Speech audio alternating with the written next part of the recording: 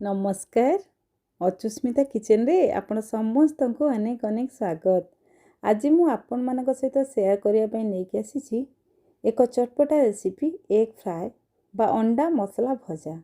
बहुत कम समय रे आमे चटपटा रेसिपीटा बनै परिबा आ खाइबा पई बहुत टेस्ट लागि थाए। एको बनै कि आपण भात रोटी पूरी परोटा नान सबु थिरे खाइ परिबे। वीडियो को प्रथम रो शेष पर्यंत देखंतु। आशा करी आज रेसिपी आपण समस्त को पसंद आसिबो। पसंद आसले लाइक करंतु, आपण को सांग मानक सहित शेयर करंतु एवं जदि मो चैनल को एपर्यंत सब्सक्राइब करनाहंती बा नुआ अछंती प्लीज जल्दी सब्सक्राइब करनियंतु। चलंतु ताले स्टार्ट करिबा आज रेसिपी। ए चटपटा रेसिपी पई हमको दरकार अंडा। तो देखंतु एठी मु नेची 5टा अंडा। जो अंडा को मु सिझेला परे तार ऊपर पार्टा को छड़े के आनी तार खोलटा को बाहर करके आनी।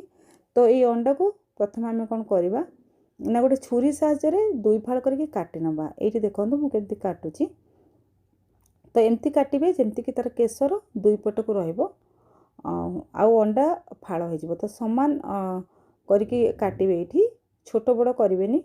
तो यहीपरी भाव में देखो मुझे दुईटी अंडा आपन को काटिक देखली सेम प्रोसेस रे आम सबू अंडा को ये काटिक नहीं आसवा। तो ये देखो सबू अंडा गुड़ी को मुझे दुई फाड़ करके काटी की रखी। तो तापर आम जा नेक्स्ट प्रोसेस को ये मु गैस रे बसई गोटे कड़ई। बर्तमान मोर कड़ईटी गरम हो गलानी। तो ये आम देदेबा तेल।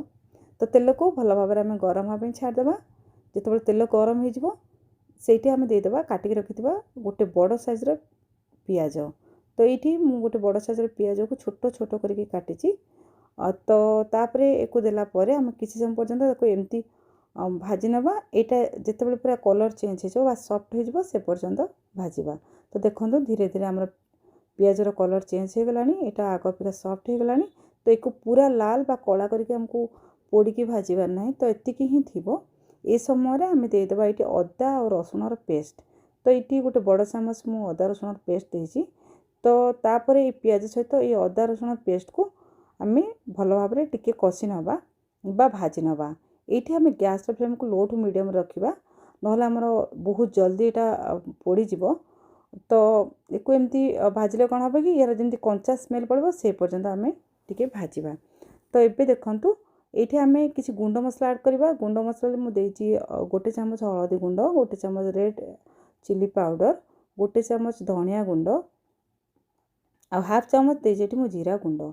तो ये सब गुंड मसला को देला परे आम एक आउ टिके समय पर्यंत भाजी नवा। ये आम गैस फ्लेम को लो टू मीडियम रखा ना यहाँ जली जबार चान्स अच्छी बा तलू लगी जबार चान्स अच्छी।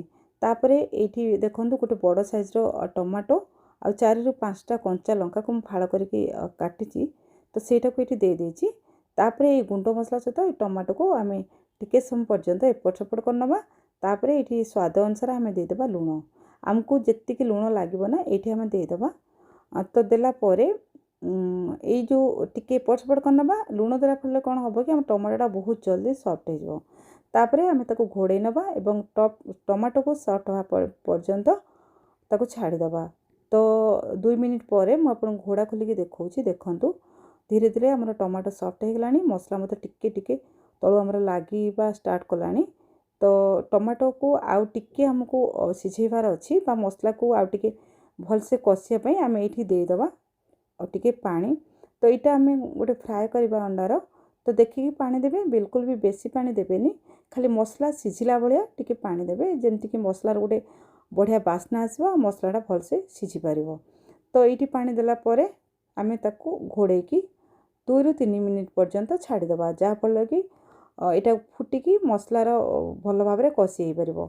तो देखूँ यहाँ बहुत बढ़िया भाव में मसलाटा फुटीगला। यहाँ देखो देखला बेलू अलग लगुच यहाँ सब जिन बहुत बढ़िया भाव में मिसी पारा। तो आम टिके एमती एपट सेपट करनवा बा टिके मिसई नवा। तो मिसैला ये देखूँ आम बर्तमान मसला पूरा प्रस्तुत हो जाए गोटे बढ़िया बास्ना तार आसला। ये समय पूरा आम ताको सुखिला करवानी। ये आम देदेबा अंडा को। ये ध्यान रखिए आम जो अंडा दबा ना तार केसर पटटी को तल को एमती ही केयरफुली दबा। तो देला परे सबू अंडा को ये सेम प्रोसेस रे आम देदेबा। देकी तापर तार जो मसला अच्छी ना चारिपटे टिके टिके तार छिटा एमती आम अंडा उपरको लगेदेबा। ନାଇଁ ତ ଏଇଟା ପରେ ବୋଧେ ଆମେ ଓଲଟେଇବାର ଅଛି, କିଛି ଦରକାର ନାହିଁ। ତ ଏମିତି କଲା ପରେ ଆମେ ତାକୁ ଘୋଡ଼େଇକି ପୁରା 5 ମିନିଟ୍ ପର୍ଯ୍ୟନ୍ତ ଲୋ ଫ୍ଲେମ୍ରେ ତାକୁ ଆମେ ଛାଡ଼ିଦେବା। ତ ଏବେ ଦେଖନ୍ତୁ 5 ମିନିଟ୍ ପରେ ମୁଁ ଦେଖାଉଛି, ତ ଧୀରେ ଧୀରେ ଆମର ମସଲାର ପାଣିଟା ପୁରା ଶୁଖିଲା ହେଇ ଆସିଲାଣି, ଆଉ ଗୋଟେ ପଟ ଆମର ହେଇଗଲାଣି। ତ ଆମେ ତାକୁ ଏହିପରି ଭାବରେ ଓଲଟେଇ ନେବା। ତ ଦେଖନ୍ତୁ କେତେ ବଢ଼ିଆ ଭାବରେ ଆମର ଓଲଟି ଯାଇଛି, ତାର କେଶର ବିଲକୁଲ ବି ଅଲଗା ହେଇନି। ଏମିତି ହିଁ କେୟାରଫୁଲି ଓଲଟେଇବେ, ନହେଲେ ଆମର କେଶର ତଳେ ରହିଯିବାର ଚାନ୍ସ ଅଛି। ତ ସେମ୍ ପ୍ରୋସେସ୍ରେ ଦେଖନ୍ତୁ ସବୁ ଗୁଡ଼ିକୁ ମୁଁ ଓଲଟେଇ ନେଇଛି। କେତେ ବଢ଼ିଆ ଦିଶୁଛି। ତାର ଆର ପଟକୁ ମଧ୍ୟ ଆମେ 2 ମିନିଟ୍ ପର୍ଯ୍ୟନ୍ତ ଏମିତି ଘୋଡ଼େଇକି ତାକୁ ଛାଡ଼ିଦେବା। ତ 2 ମିନିଟ୍ ପରେ ଦେଖନ୍ତୁ ମୁଁ ଘୋଡ଼ା ଖୋଲିକି ଆପଣଙ୍କୁ ଦେଖାଉଛି। ଧୀରେ ଧୀରେ ଆମର ଦେଖନ୍ତୁ ପୁରା ପାଣି ଶୁଖିଲା ହେଇଗଲାଣି, ଖାଲି ତେଲ ଯାହା ଅଛି ନା ସେଇଟା ଆମକୁ ଦିଶୁଛି। ତ ଲାଷ୍ଟରେ ଆମେ ଏଇଠି ଦେଇଦେବା ଗୋଲମରିଚ ଗୁଣ୍ଡ, ଆଉ ଟିକେ ଏଇଠି ମୁଁ ଦେଇଦେଇଛି ଗରମ ମସଲା। ତ ଗୋଲମରିଚର ଗୁଣ୍ଡ ସ୍କିପ୍ କରିବେନି, ନିଶ୍ଚିତ ଭାବରେ ଦେବେ। ଏଇଟା ବହୁତ ବଢ଼ିଆ ଲାଗେ ଏଇ ଅଣ୍ଡା ମସଲା ଭଜାରେ। ଏବେ କିଛି ସେକେଣ୍ଡ ପର୍ଯ୍ୟନ୍ତ ଆମେ ତାକୁ କୁକ୍ କରିବା, ତାପରେ ଆମେ ଗ୍ୟାସ୍କୁ ବନ୍ଦ କରିଦେବା। ଏଇଠି ଦେଖନ୍ତୁ ଗ୍ୟାସ୍କୁ ବନ୍ଦ କରିକି ମୁଁ ତାକୁ ଗୋଟେ ପ୍ଲେଟ୍କୁ ନେଇ ଆସିଛି। ତ ଦେଖନ୍ତୁ ମୁଁ ଆପଣଙ୍କୁ ପାଖରୁ ଦେଖାଉଛି ଆମର ଏଇ ଏଗ୍ ଫ୍ରାଏ କେତେ ବଢ଼ିଆ ଭାବରେ ପ୍ରସ୍ତୁତ ହେଇଯାଇଛି। ଏକୁ ଆପଣ ନିଶ୍ଚିତ ଭାବରେ ଥରେ ବନାନ୍ତୁ, ଏବଂ ବନେଇଲା ପରେ ଏକୁ ଭାତ ସହିତ ବିଶେଷ କରି ଖାଇବା ପାଇଁ ବେଶୀ ଭଲ ଲାଗେ। ତ ଖାଇଲା ପରେ ଆପଣଙ୍କ ଅନୁଭୂତି ମୋ ସହିତ ସେୟାର କରନ୍ତୁ। ଆଜି ପାଇଁ ରହିଲି, ପୁଣି ଆସିବି ଆଉ ଏକ ରେସିପି ନେଇ। ଜୟ ଜଗନ୍ନାଥ।